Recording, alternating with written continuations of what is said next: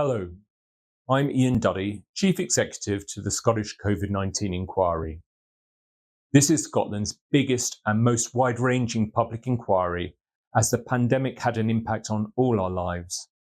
This inquiry is examining how Scotland responded to the COVID-19 pandemic. We have produced a few short videos to answer commonly asked questions about how the inquiry works. What a public inquiry can and cannot do. The purpose of public inquiries is to investigate failures by government or other bodies, establish the facts, and make recommendations to avoid a harm happening again in the future.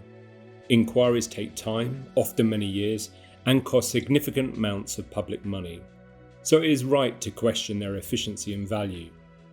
However, it's also important to understand what a public inquiry can and cannot deliver.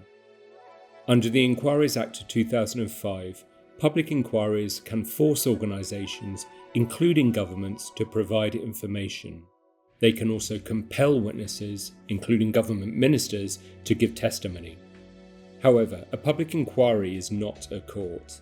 It cannot prosecute, award compensation, or force a government to implement its recommendations. Throughout its lifetime, an inquiry has a legal duty to consider fairness and to avoid unreasonable cost. One of the tricky tasks for any inquiry chair is to strike the right balance between those responsibilities.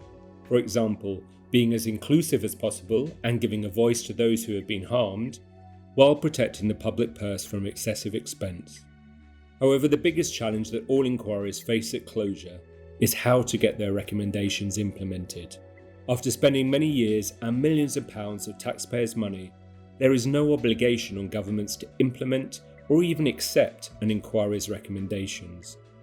Inquiries often report years after an event, when key decision makers and leaders have left their jobs, retired, or been voted out of office. Governments of a different political party may have been elected with different priorities. The recent track record of governments in following up inquiry recommendations has been disappointing, and public trust in inquiries risks being eroded. I hope this won't be the case with the Scottish COVID-19 inquiry or other inquiries underway. From my experience, inquiry staff have a strong sense of public duty. They want to answer the legitimate questions of those who have suffered and prevent harms being repeated. Those who have been harmed are right to expect a response and should not be made to suffer a second time from inaction.